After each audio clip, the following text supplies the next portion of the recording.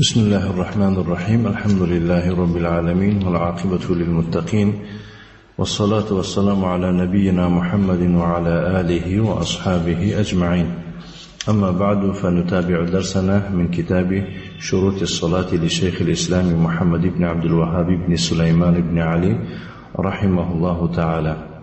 اینک ما درسای خود را دوام میدهیم از کتاب شرح‌های نماز از آن شیخ الاسلام محمد بن عبد الوهاب بن سليمان بن علي رحمه الله تعالى. ما حالا در همان شرطی هستیم که یعنی اساسا در رکنهای نماز می باشیم که 14 رکن دارد. رکن یکم رو گذاشتیم، مراد از آن قیام بود با همراهی قدرت و توانایی، و دویم تکبیر احرام بود، و سوم قرائت فاتحه بود. همین قرائت فاتحه رو ما یعنی آنجا که سر میشد درس ما غیر المغضوب علیهم، وقتی که ما گفتیم که اهدنا الصراط المستقیم، ما را به راه راست هدایت فرما، صراط الذین انعمت علیهم، راه کسانی که تو نعمتت را به ایشان ارزانی بخشیدی، غیر المغضوب علیهم یعنی نه راه کسانی که غضب تو همیشه بر وی هست، و هم الیهود، مراد از همون کسا که غضب الله بر اونها شد که دایم در زیر غضب الله هستند، یهودی ها می باشند. معهم علم، و یا علم داشتن ولم یعملوا به، و یا طبق همون علمشون عمل نکردن. بنابراین علما میگن کسی علم دارد و علمش عمل نمیکنه، در او شباهتی یهودی است، یعنی که در او یکی از خصوصیت های یهودی است.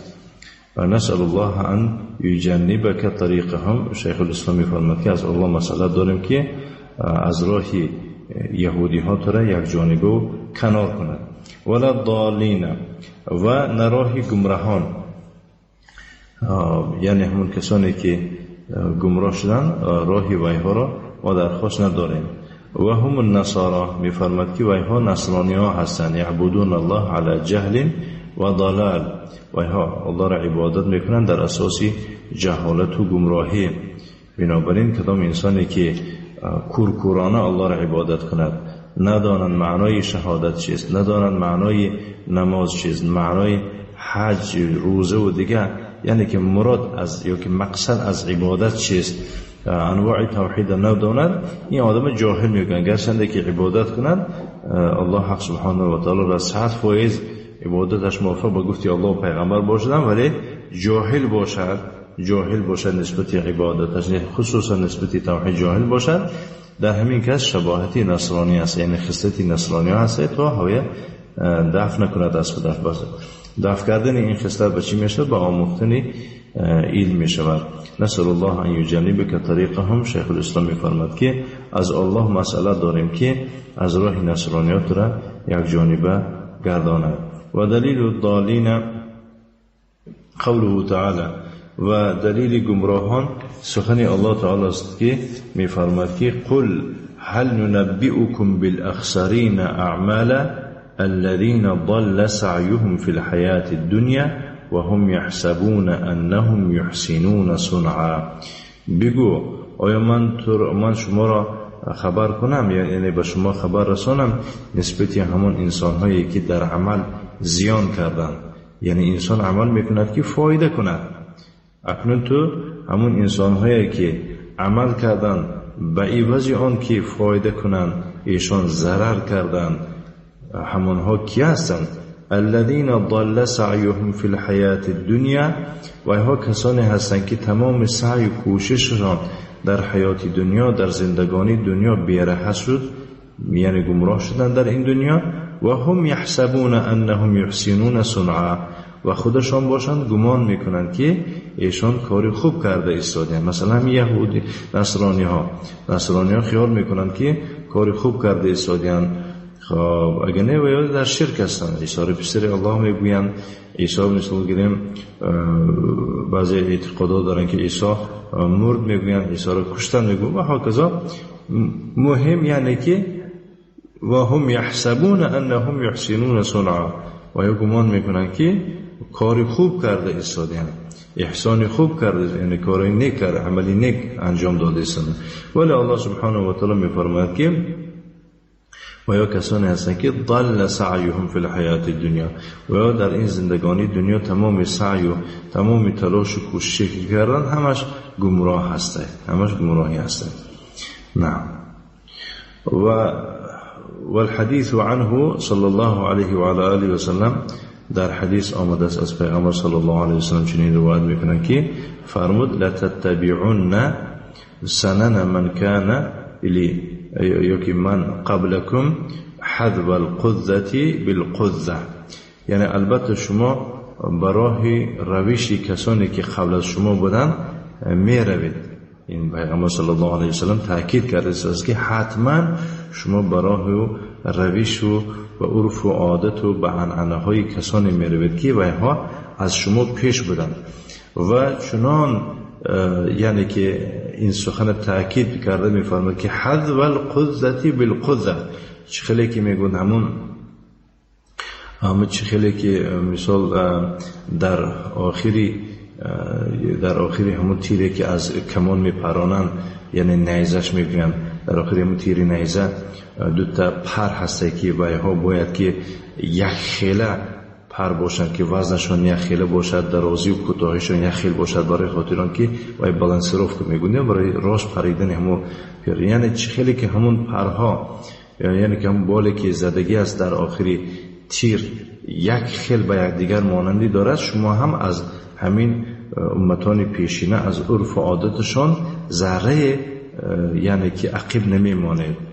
حتی لو دخلوا جحر ضب لدخلتموه، و حتی اگر تصور کرده شود که ویها به خانه سوسمار داخل شدگی هستند، یعنی مبادا تصور به خانه سوسمار داخل نمیتود که هیچ کس داخل شدن، ولی پیغمبر صلی الله علیه وسلم میگوید که مبادا تصور کرده شود که همه امتان پیشینه دستشان آمد که به سوراخی خانه سوسمار در آمدن، لدخلتموه، اگر همونها در آمدگی باشن هم شما البته خواهد در آمد.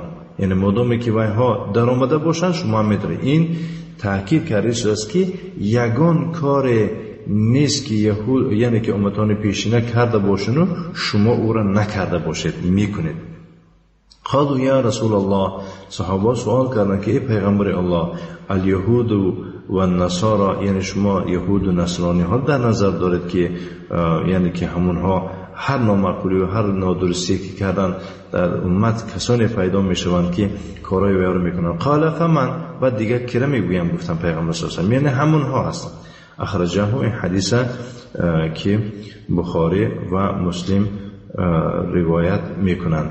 واقعا بارک الله فیکم، مثال گیریم هر عرف و عادتی که از دین بیرون در امت محمد صلی الله علیه وسلم میبینید، در امت اسلام میبینید، همش یعنی که یا از یهودی گرفته شدگن یا که از نصرانی. من 2 روز دیگه نزدیک شده سال نو، یعنی که از مردمی عادی سر کرده تا مردمی بالا را میبینید که جشنگیری و تبریک کنی و مبارک کنی، حالا که از گناهایی کبیره است در سال نو کسی که یک دیگرش مبارک کند یا حتی نصرانی را یعنی که مبارک کردن این گناه کبیره. بارک الله فیکم.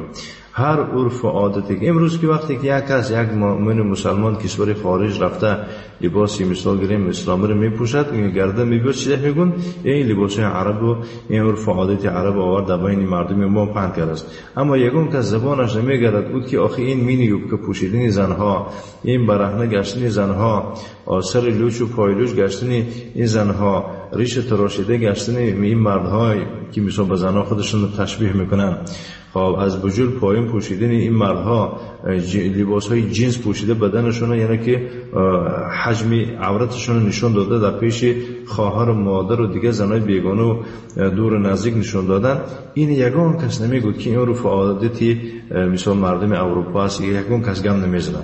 اما وقتی که یک زن مسلمه که لباس سطر پوشیده چیکار میکنن؟ لباس سیاه پوشیده روش محکم کرده میگردن و تیز آوازه دروازه هر خیلی لقب ها میمونن بدبختا به اینها.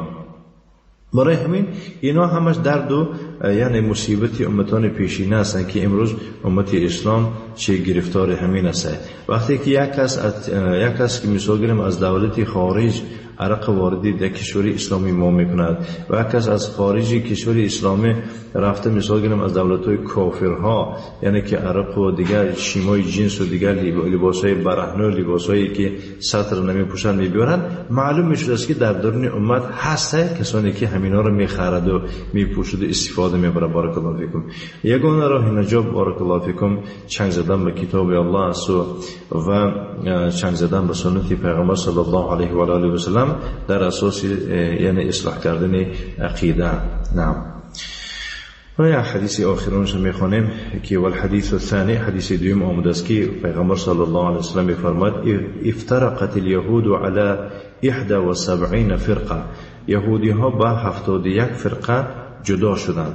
یعنی بعد سری موسی 71 فرقه شدن یهودی ها. و افترقت النصارى على 72 فرقه، نصرانی ها باشن به 72 فرقه چی شدن؟ جدا شدن.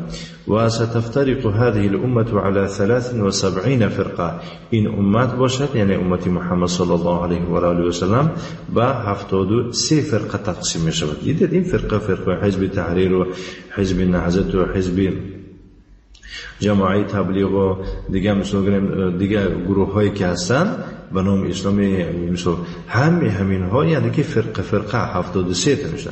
کلها فی النار، همش وارد آتش دوزخ میشوند میگوید پیغمبر صلی الله علیه و سلم، الا واحده، کسانی که شیعه و یعنی رافضه ها را علمای اسلام میگن در 73 فرقه داخل نیستن، زیرا که این 73 فرقه کسانی که به دوزخ داخل شوند هم که در آخر به جنت داخل می شوند. فهمیدید؟ اما رافضه ها نه. قلنا من هی یا رسول الله، ما گفتیم که وای ها کیا هستن ای پیغمبر الله؟ یعنی که همون گروهی که مثال گیرم همش دوزخ به داخل می شد، یک تاش نجات می یابد. الا واحده، گفت که یک تاش نجات می یابد. کی همین کیا می باشند که یک گروه که وای ها به دوزخ داخل نمی شوند؟ پیغمبر صلی الله علیه و سلم فرمود که قال من کان علی مثل ما انا علیه و اصحابی، کدام انسان باشد در عقیده و در رفتار و مثال گیریم مانند همانی که من هستم و صحابگان من هستم، یعنی که کدام انسانی که دینداریش طبق دینداری من و طبق دینداری یعنی که اصحابی من میکنند، چنین کسا یعنی که چی میباشن؟ از فرقه یا که از گروه نجات یابندگان میشوند که در مد اول به دوزخ داخل نمیشوند. این حدیث حسن یعنی به دیگه با یعنی که دلیل ها از الله سبحانه و تعالی مسئله داریم که ما و شما را از همین فرقه نجات یابنده قرار داده باشد و از دیگه فرقه های یهودیت و نصرانیت دیگه فرقه و پراکندگی هر کدام ما و شما را نجات داده باشد. و صلی الله وسلم علی نبینا محمد و علی آله و اصحابه وسلم تسلیما مزیدا و جزاکم الله خیرا و بارک الله فیکم.